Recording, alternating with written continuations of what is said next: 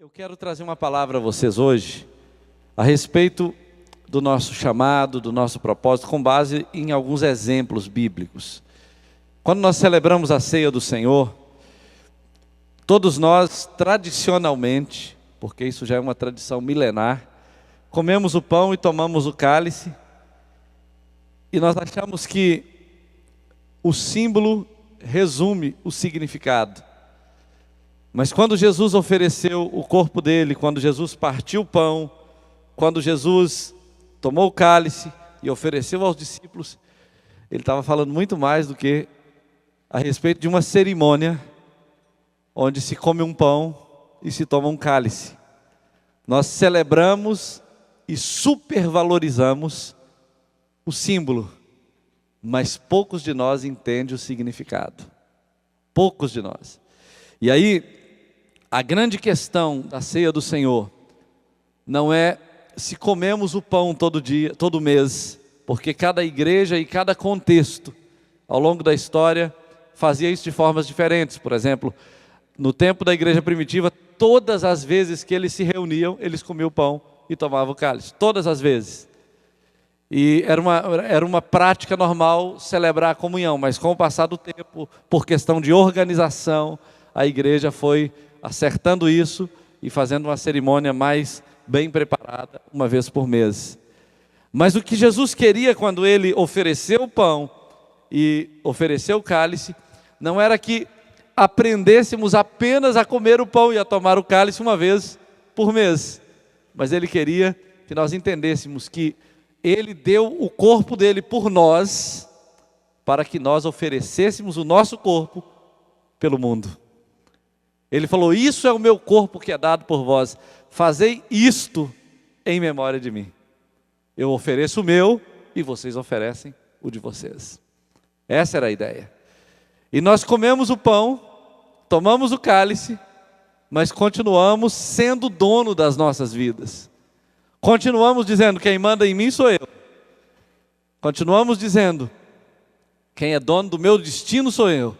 Mas na verdade, quando nós comemos o pão e tomamos o cálice, nós estamos dizendo assim: eu estou disposto a repetir esse ato sacrificial.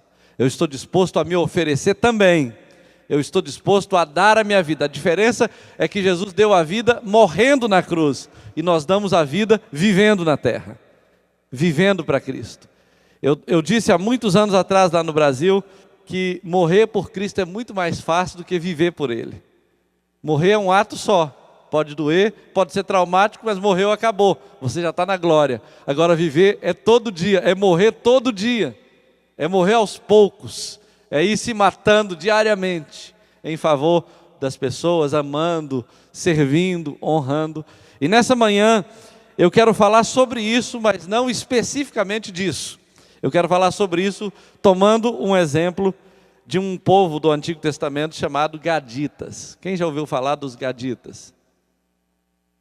Eu quero falar um pouco sobre esse povo, e eu tenho certeza que Deus vai falar conosco nessa manhã, em nome de Jesus. Os Gaditas eram os descendentes da tribo de Gade, e a tribo de Gade era, na verdade, gerada por o filho de número 7 de Jacó, com a sua escrava, na verdade a escrava da mulher dele, chamada Zilpa. E aí, ele teve 7 filhos. Gênesis 46, versículo 16, diz que eles tiveram 7 filhos, e esses 7 filhos foram pais de 7 clãs, de 7 tribos poderosas, de 7 povos poderosos.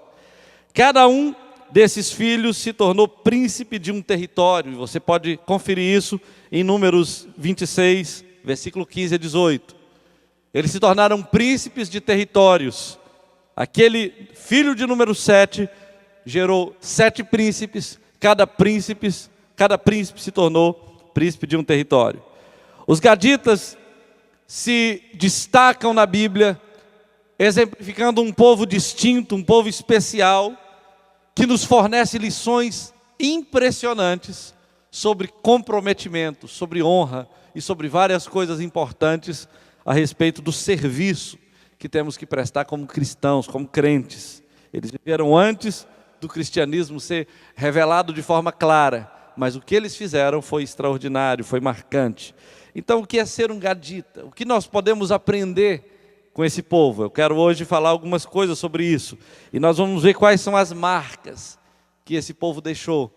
O que eles deixaram que realmente pode ser copiado, pode ser aprendido, pode ser trazido para a nossa vida prática. Quero falar de alguns princípios que podemos aprender com eles.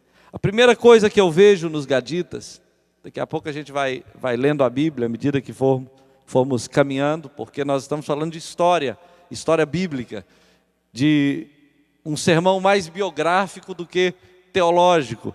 E nós queremos trazer a história deles com a intenção de que, olhando para o exemplo deles, nós aprendemos. Qual é o fundamento que nós temos?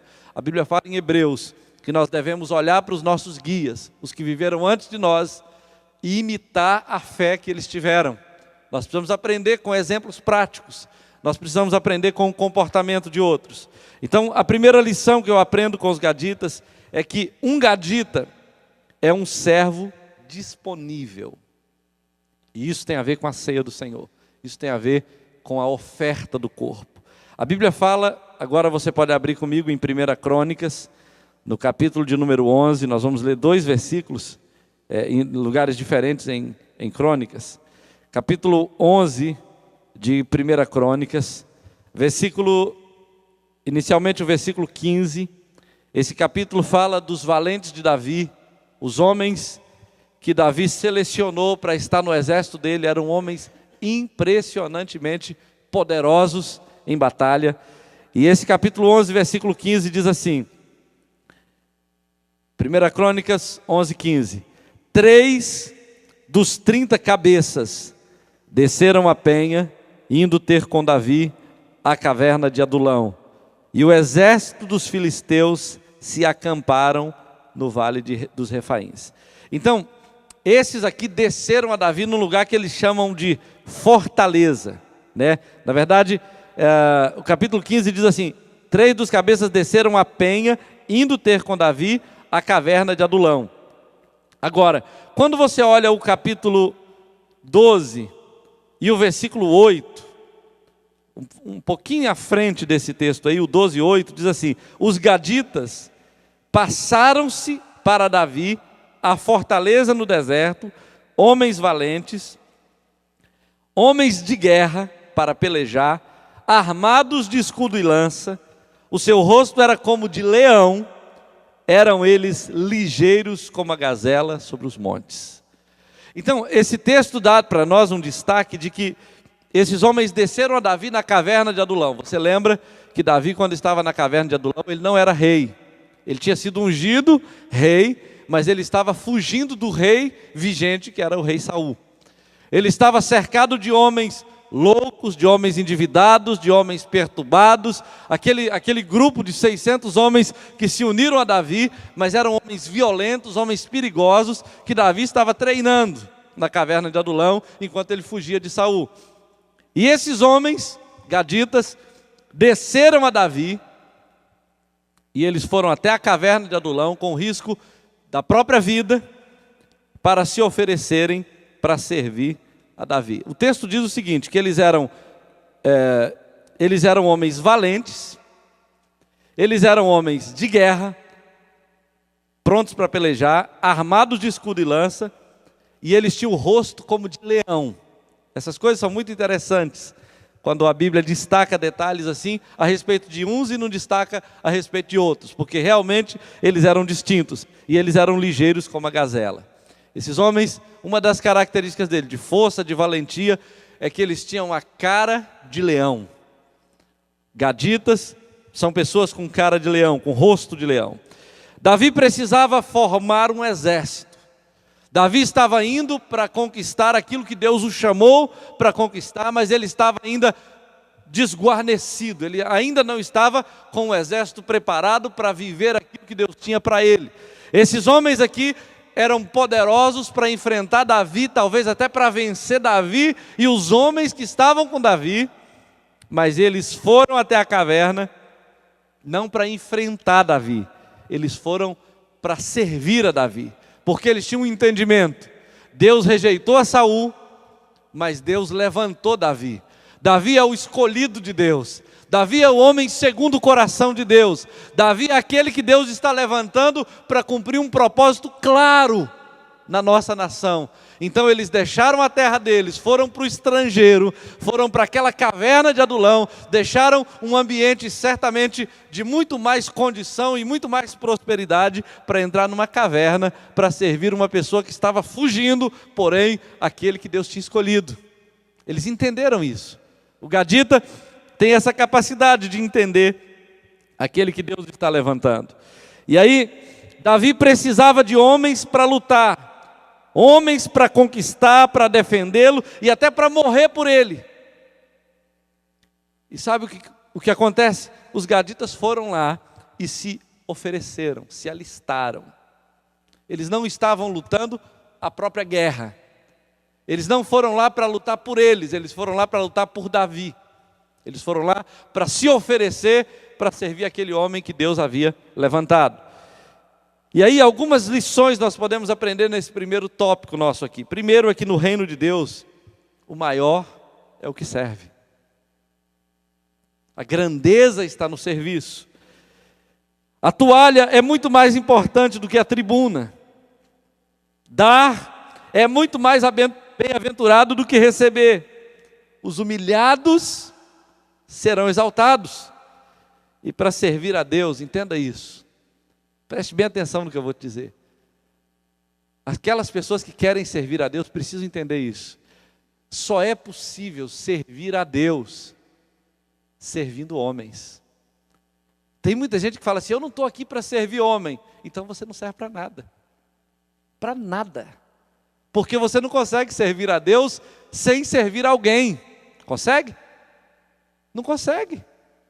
É impossível servir a Deus sem servir alguém. Você só serve a Deus quando você está lavando os pés de alguém, quando você está ofertando em favor de uma pessoa como essa que está lá doente, necessitada, quando você está indo fazer uma visita, quando você está abrindo a sua casa para receber um pequeno grupo, quando você está orando por alguém que está com algum problema, ou atendendo uma pessoa que está com um conflito no casamento. Você só serve a Deus servindo outros. Não é possível servir a Deus de outra maneira. Em segundo lugar, um gadita é um guerreiro de sucesso. Ele tem vitória todas as vezes que ele luta, que ele batalha. Quando Jacó estava para morrer, lá em Gênesis 49, 19, Jacó estendeu a mão sobre Gade e falou o seguinte: Gade, uma guerrilha o acometerá, mas ele a acometerá por sua retaguarda. Essa palavra que Jacó liberou sobre o seu filho era uma palavra de bênção, dizendo para ele que Gade seria invencível. Uma palavra liberada de um pai sobre o seu filho. E essa palavra se perpetuou na vida deles. A Bíblia fala, por exemplo, lá em 1 Crônicas 15, 19 a 20, o seguinte: que eles enfrentaram 4 nações poderosas e tiveram vitória. Olha só, o texto diz assim: fizeram os agarenos guerra contra, como a Getur, a Nafis e a Nadab. Foram ajudados contra eles, e os agarenos e todos quanto estavam com eles foram entregues nas suas mãos, porque na peleja clamaram a Deus, e Deus lhes ouviu enquanto confiaram nele. Quando Gade enfrentou 4 inimigos poderosos, a Bíblia fala que nessa batalha eles tiveram vitória, mesmo sendo 4 nações contra uma tribo, porque na peleja eles confiaram no Senhor, eles clamaram ao Senhor. Gade nos dá um exemplo muito interessante, porque eles eram homens valentes, homens de guerra, armados de escudo e lança, como o texto diz. Eles eram preparados fisicamente no plano terreno para enfrentar inimigos, mas mesmo quando eles enfrentavam esses inimigos fisicamente, eles também os enfrentavam espiritualmente, porque eles sabiam que toda vitória no mundo físico precisa acontecer primeiramente no mundo espiritual. Eles sabiam travar guerra física e guerra espiritual. Então, isso é uma verdade paralela. A conquista na terra exige uma guerra espiritual também. Eu me lembro da história de um amigo meu que teve um filho atropelado na frente da igreja, quando eles estavam indo para o encontro. O filho dele foi atropelado por uma van, a van pegou de lado nele assim e quebrou ele de cima até embaixo. Quebrou o rosto, quebrou o tórax dele, foi quebrando ele aqui todinho. E ele caiu no chão, convulsionando, sangue pelo ouvido, pelo nariz, para todo lado. E quando o SAMU, que é aquela ambulância, né, que roda lá no Brasil, chegou, eles falaram, olha, ele não chega vivo no hospital. Era um menino de 7 anos, um menino lindo, um menino muito bonito. E eles todos preparados para ir para o encontro com Deus. Então, esse rapaz pegou o filho dele, junto com o SAMU, colocou na ambulância, correram para o hospital, e chegou vivo no hospital, apesar de tudo. E aí o médico falou assim, olha, se esse menino conseguir sobreviver, ele nunca mais vai ter vida, ele vai vegetar pelo resto da vida. E aí não vai andar, não vai comer, não vai ouvir, não vai falar, ele vai ficar um vegetal. E aí a mãe ficava só desmaiada o tempo todo, e o pai ficava andando pelo corredor do hospital, marchando, e clamando, e gritando, e o povo mandando ele parar, e ele falava, não é seu filho que está lá? E ele continuando guerreando. E o pessoal lá do encontro estava num lugar deserto, no meio do mato, então eles tinham que subir no monte para ligar, para falar com ele. Ele estava orando, Senhor, manda anjo, Senhor, põe um anjo aqui na sala de cirurgia, põe um anjo em tal lugar e tal. E aí, o pessoal lá do encontro orando, falando que via Deus mandando anjos, e anjos na sala de cirurgia, anjo na porta, anjo no corredor. E aí, as coisas foram acontecendo à medida que ele ia orando, Deus começou a agir. E aí, passaram alguns dias, eu acho que uns 2 ou 3 dias, o menino vem para o quarto. Nenhuma cirurgia foi feita porque tinha que desinchar primeiro. O menino volta para o quarto e o médico fala assim, olha, ele nunca vai andar, nunca vai ouvir, nunca vai falar. Ele está um vegetal. E aí, numa manhã daquela, o Júnior chega lá, o pai, né, com aquele histórico todo do filho e fala, doutor, o senhor disse que meu filho não pode sentar. Aí o doutor, um pouco impaciente com ele, ele falou, olha, a radiografia está aqui. Eu já disse para você que ele vai ser um vegetal pelo resto da vida. Ele falou, não, eu só estou te perguntando isso porque ele está sentado lá na minha cama. Aí o doutor pega a radiografia e olha, e ele fala, isso é impossível. E ele está com fome, ele falou que quer comer. Ele está falando? Não, ele está falando, ele está vendo, ele está ouvindo, e ele quer comer.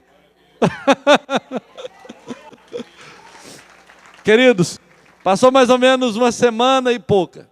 E esse menino sai do hospital andando, sem nenhuma cirurgia.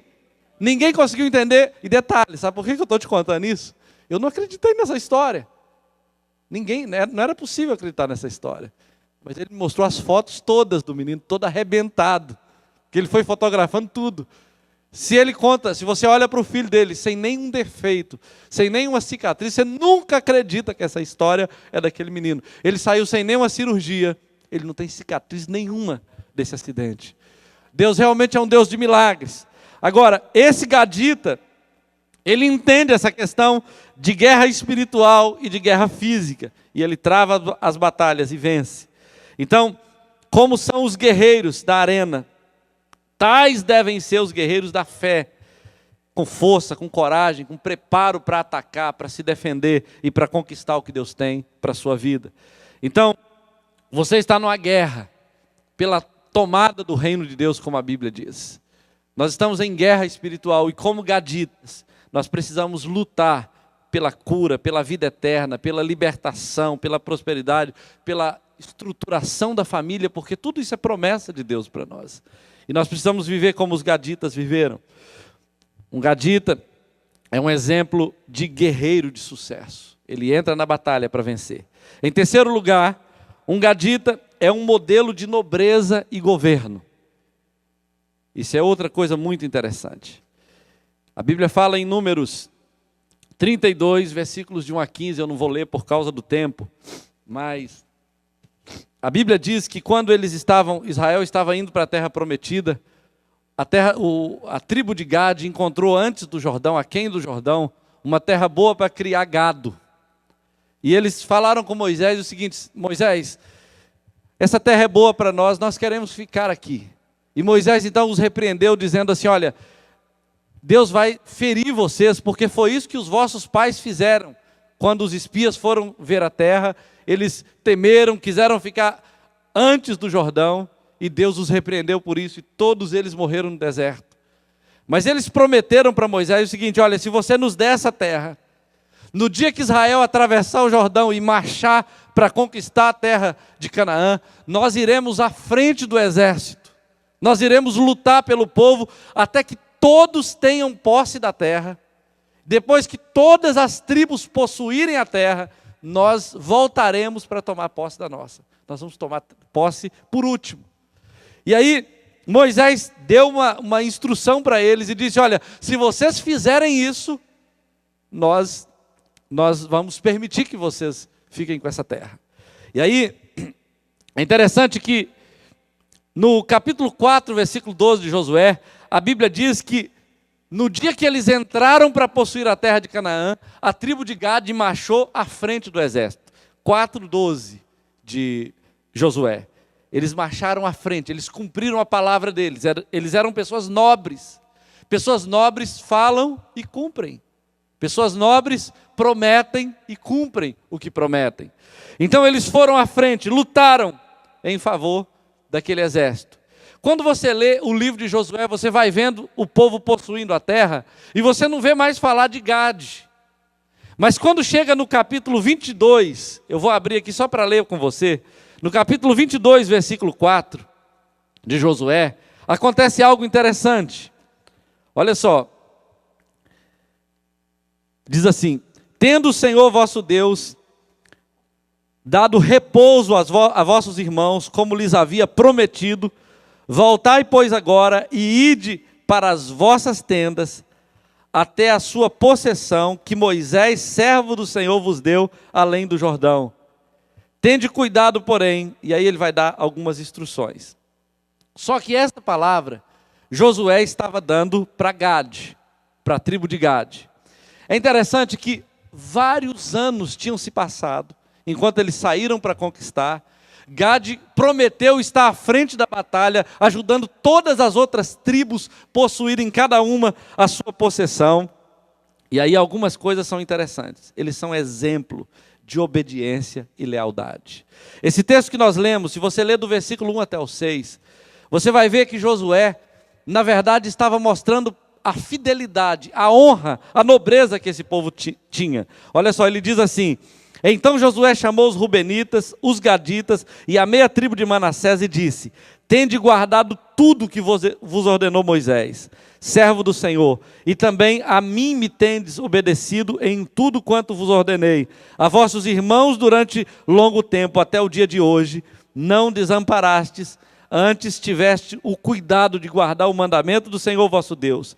Tendo o Senhor vosso Deus dado repouso a vossos irmãos, como lhes havia prometido, voltai, pois, agora, e ide para as vossas tendas, até a vossa possessão, que Moisés, servo do Senhor, vos deu da além do Jordão. Tende cuidado, porém, de guardar com diligência o mandamento da lei, que Moisés, servo do Senhor, vos ordenou, que ameis o Senhor vosso Deus, andeis em todos os seus caminhos, e guardeis os seus mandamentos, e vos achegueis a Ele, e os sirvais de todo o vosso coração e de toda a vossa alma. Assim Josué os abençoou e os despediu, e eles foram para as suas tendas. Vários anos tinham se passado, e aí você vai ver o seguinte, que eles honraram a Moisés, quando eles prometeram ir à frente da batalha. Moisés morreu, e assumiu Josué a posição de Moisés. Eles honraram o substituto de Moisés, que era Josué.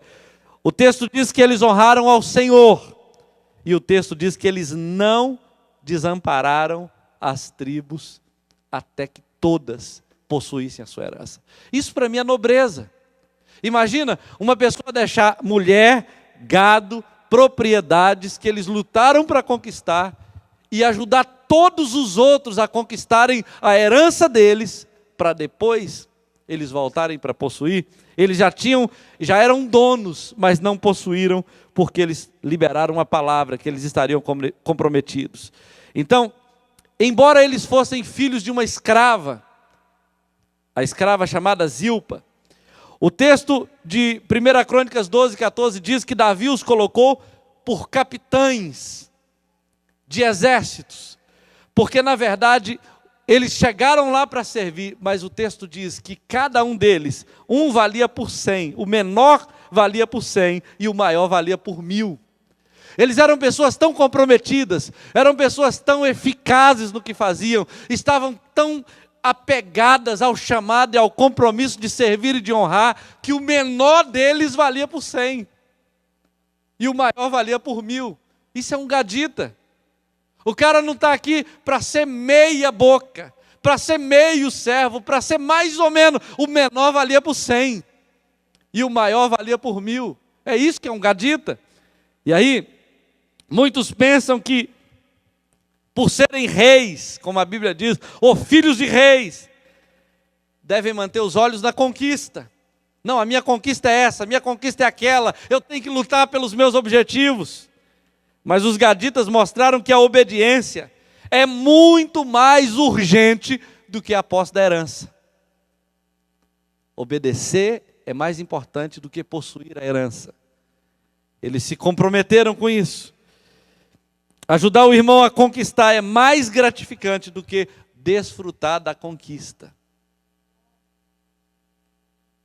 Tem muita gente, queridos, que pode ir muito longe se tiver a sua ajuda, se tiver o seu comprometimento, se tiver o seu engajamento nesse ministério, nesse chamado que Deus deu para essa igreja, para os líderes dessa igreja. Em quarto e último lugar, um gadita é capacitado para superação. O texto diz, em Crônicas 12, versículo 8, o seguinte: que ele é ligeiro como a gazela sobre os montes. Eu estava lendo uma vez, e uma gazela dessas aí que a Bíblia menciona, ela pode pular até 6 metros para cima e 9 metros para frente numa montanha. Acredita nisso? Você sabe que andar em montanhas é difícil, são lugares com pedras, né, inclinados, você pode escorregar, mas a gazela, ela é habilidosa com a montanha. O lugar dela, que ela dá o melhor dela é na montanha, nos lugares difíceis. E os gaditas são comparados às gazelas, porque eles encaram as dificuldades como desafios, como oportunidades de revelar o potencial deles. Tem gente que corre de problemas, mas um gadita, ele corre para resolver um problema, ele corre para enfrentar um problema. E aí, o texto fala que eles são comparados às gazelas.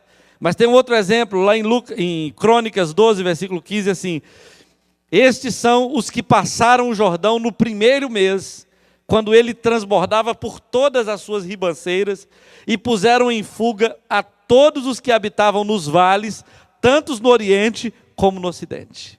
Você imagina o que é você atravessar um rio no tempo das cheias? Você sabe o poder da água. A água torce aço, igual a gente consegue amassar um papel na mão. Quando a água vai, ela leva tudo junto com ela. Mas os gaditas enfrentaram o Jordão no primeiro mês do ano, no tempo que ele estava transbordando por todas as suas ribanceiras. Eles passaram o Jordão e colocaram em fuga todos os habitantes daquele vale. Isso mostra, queridos, que problemas, dificuldades, não eram problemas para os gaditas, não paravam os gaditas, porque eles estavam comprometidos. Então, o que é ser um gadita na prática? Eu estou sendo bem objetivo, para a gente ir direto ao ponto e terminarmos. As pessoas que se arrependem depressa, isso é um gadita. Ele não vê dificuldade em se arrepender. Ele não vê dificuldade em abrir o coração, em se humilhar e se arrepender. É aquela pessoa que perdoa rápido.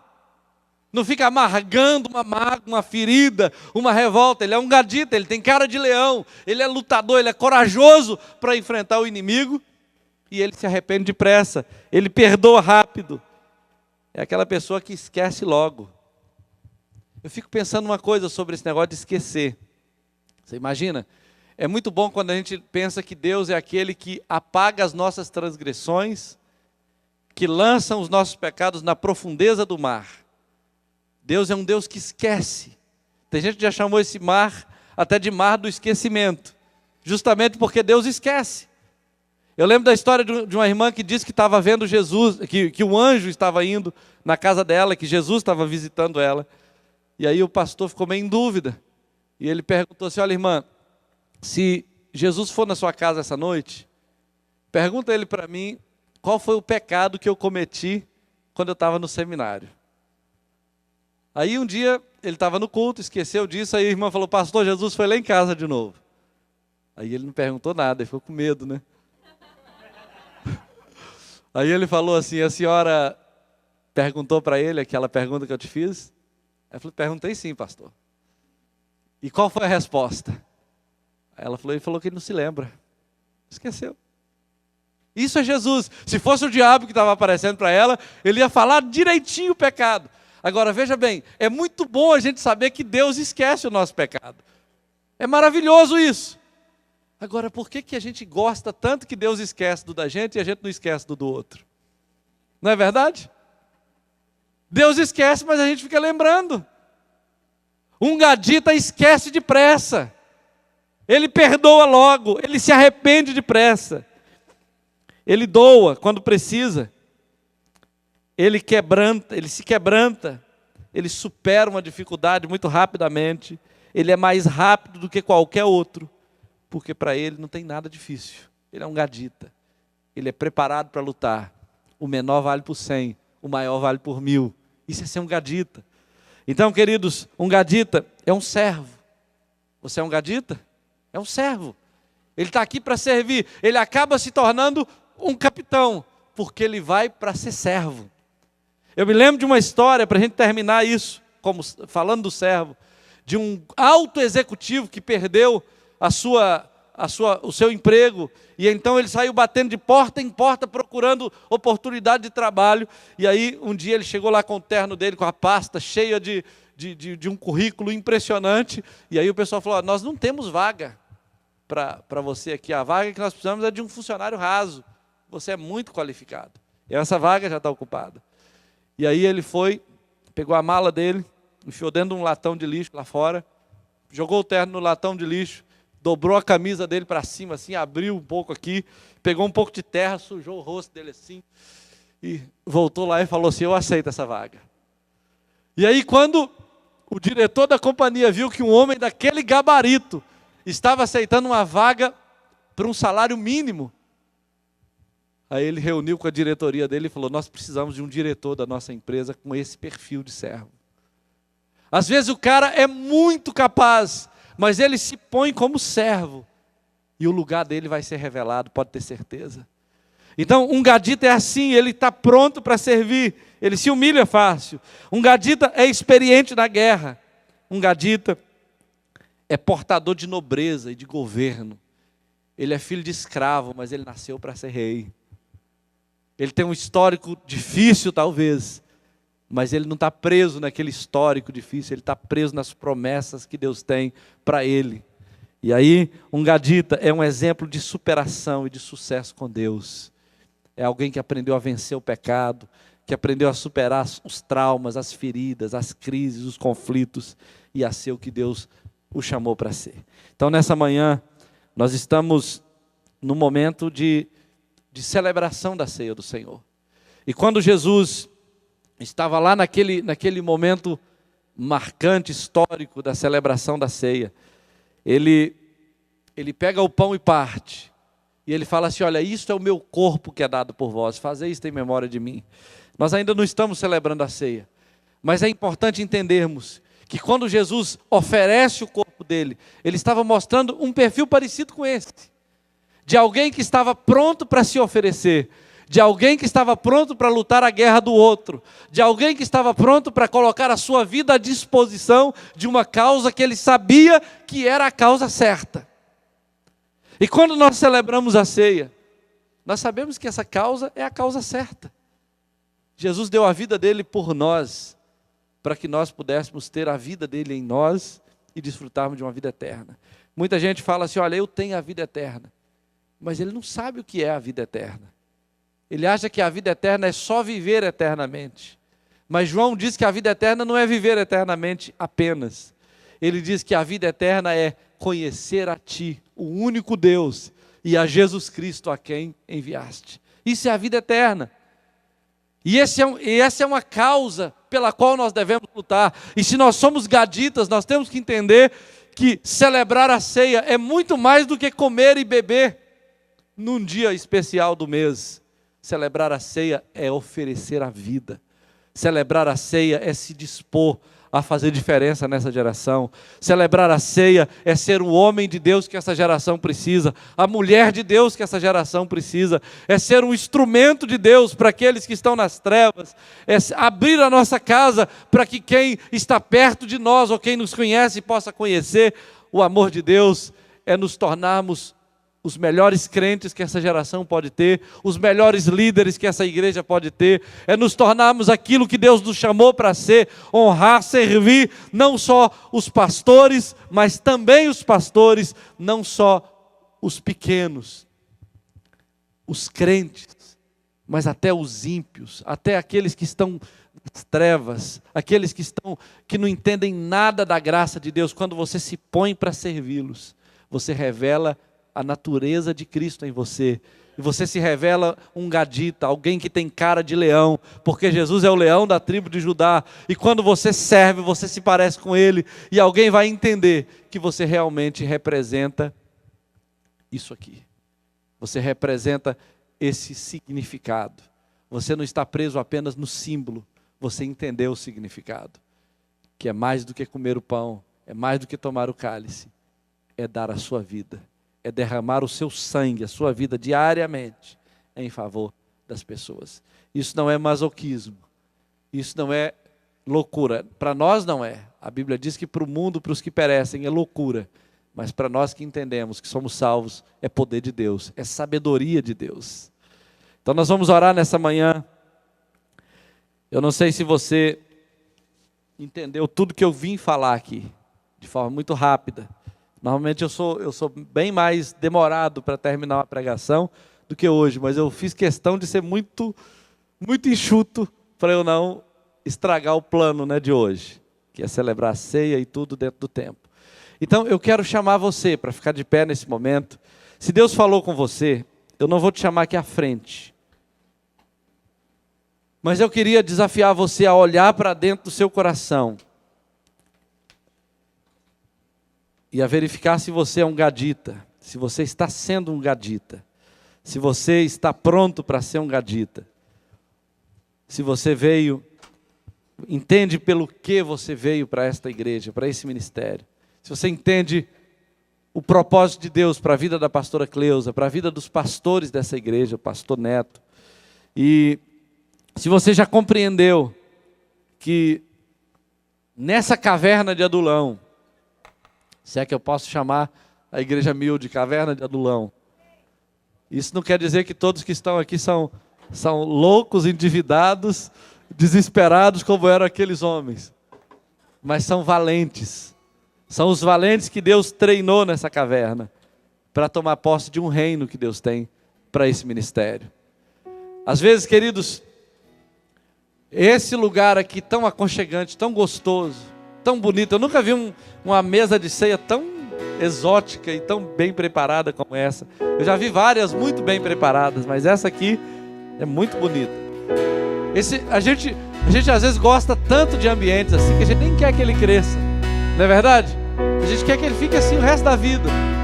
Mas entenda uma coisa, guarde essa memória desse lugar, desse tempo, dessas coisas que estão acontecendo aqui, porque isso vai mudar.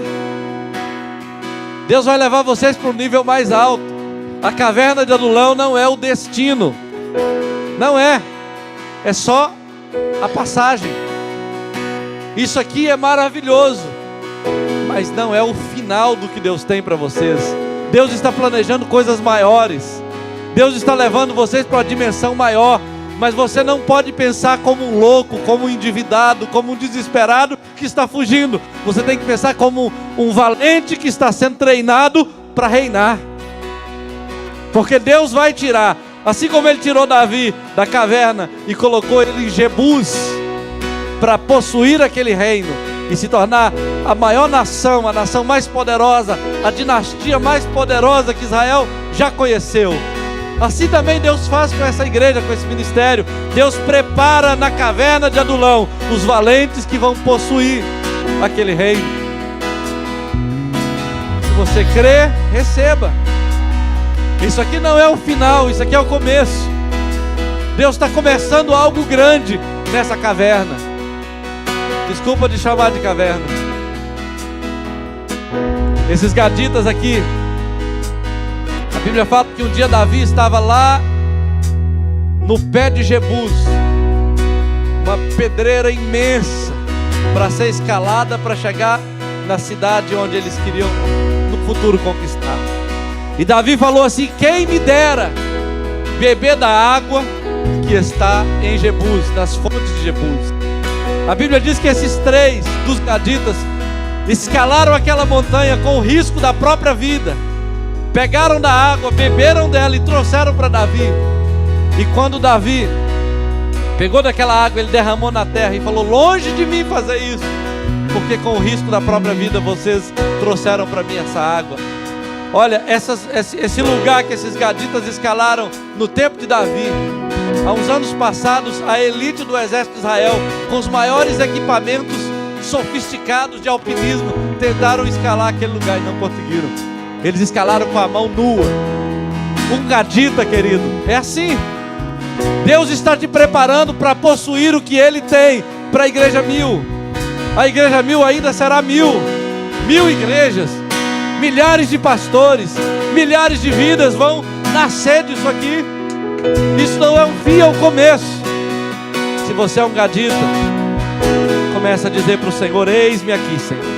Começa a se prontificar, começa a entender que esse lugar é um lugar de treinamento, é um lugar de preparação, é o lugar que Deus está te levantando, é o lugar que os valentes se levantarão para possuir o que Deus sonhou para essa igreja, para esse ministério.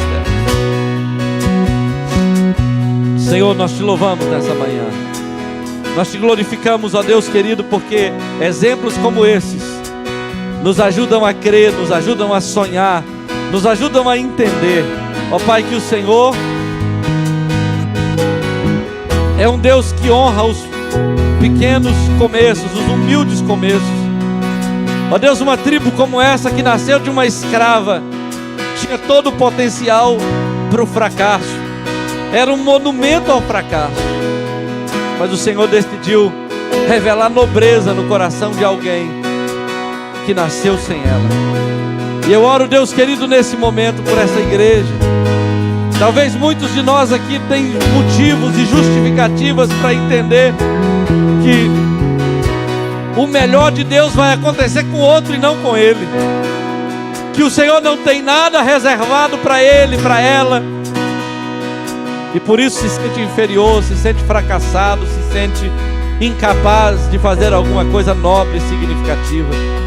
Mas eu oro, Senhor, nessa manhã, para que uma geração de gaditas, com cara de leão, armados com escudo e com lança, prontos para atacar e para se defender, preparados, ó Deus, para cumprir o propósito do Senhor, se levante nessa terra, se levante nessa igreja, se levante nesse ministério. Homens que vão se unir aos pastores dessa igreja, mulheres que vão se unir às pastoras dessa igreja, pessoas que vão ver a tua glória espalhada por essa terra, ó Deus, através deles, através de cada um deles, porque são gaditas, são chamados por ti para cumprir, ó Deus, aquilo pelo qual eles foram chamados.